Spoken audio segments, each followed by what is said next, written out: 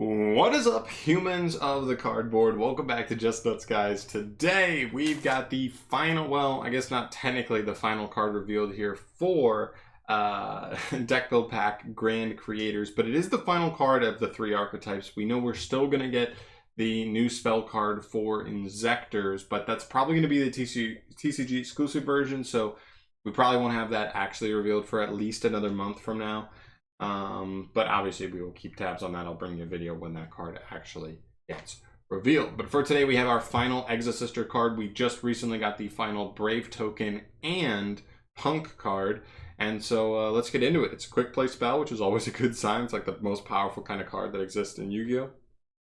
But anyway, Exorsister packs. So it has it in the name. It is a quick play spell card. You can only activate a card with this card's name once per turn. First effect, during the main phase, you can pay 800 life points as cost. Add one Exorsister card from your deck to your hand, except for another copy of itself. Then, if it is a monster that specifically lists an Exorsister monster that you control, or is in your graveyard in its text, you can special summon the added monster. So, long story short, this card is kind of like a quick... Christ roar. This card is essentially like a quick effect Rhoda, right? It can search any card, which I love, that it's not just searching monsters, it's not just searching Spell Trap, it is searching any card in the archetype. And from there, if it was a monster that has its counterpart, because there's 4 main deck monsters, 2 of them have each other's names, and the other 2 have each other's names in their text. So if you had one of those on field or engraved, you'd be able to essentially just emergency teleport them onto the field at the cost of 800 life points. That is 100% worth in every single way. And there's actually some decent utility as far as the spells and traps you can search. You can search the other quick play spell, which allows you to essentially rank up any Exorcister into another one, which is really good. Gets their disruption effects live. The trap card summons 2 Exorcisters straight out of the deck. No! Roar, you dummy! And what's the other one? There's also the continuous spell that's actually low-key really solid, because it says if you make an Exorcister Exceed, you can then declare any card name, I believe, in the entire game of Yu-Gi-Oh! And it says your opponent can't activate it for the rest of the turn, essentially. So that's actually not bad, for sure, especially if you know what your opponent has. They're playing a deck that they search something, you know what they searched, and you know what they have going on. It actually is a pretty solid card there. So there's a good amount of utility here. I love that this card can just be anything. If you don't have an Exorcister in hand, it gets you an Exorcister. If you have an Exorcister, but you just want the spells and traps to support, for extra support for like whatever your turn 1 board is, you can get it. There. So I really think this card is about as good as you could have asked for a final Exorcister card.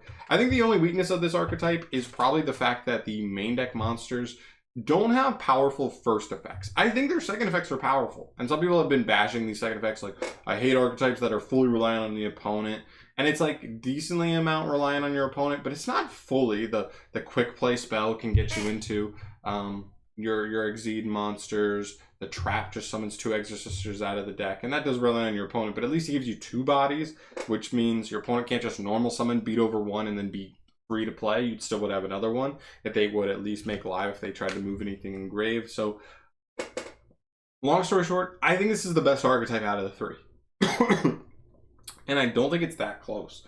Punk doesn't really do much at all. It does like a very simple, like, bad butler setup. A lot of people have been comparing it to Prank Kids, and I think that's actually pretty accurate. I just think like Prank Kids are just way better at what they do. Even when Prank Kids didn't have Meow Meow, I think they were better than this archetype.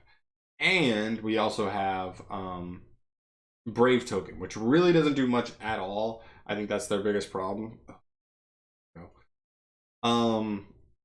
And so like what's even their win condition really? Whereas this archetype definitely has a win condition. It definitely has some anti-meta aspects. I don't think this deck could ever be meta because it's so ingrained in anti-meta tactics and just the way that it functions.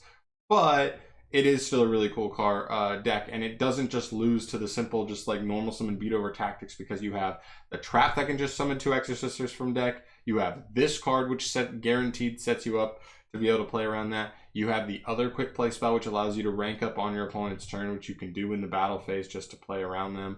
or before battle phase. I don't know if it's only main phase only, but either way, you'd be able to rank up into something that doesn't just lose to like a normal summon battle phase kind of effect.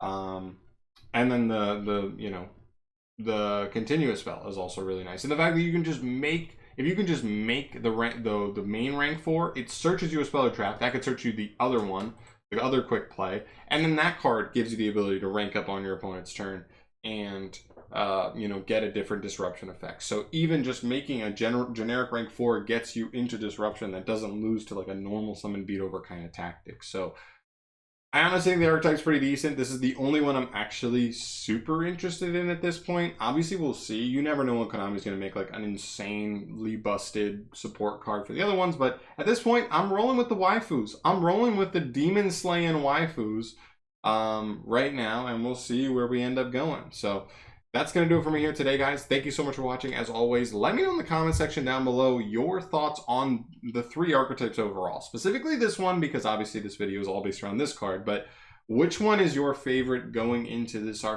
like new set? Honestly, I'm glad the Inzektor card ended up in there, because honestly, this seems like the most underwhelming deck build pack we've had in a minute.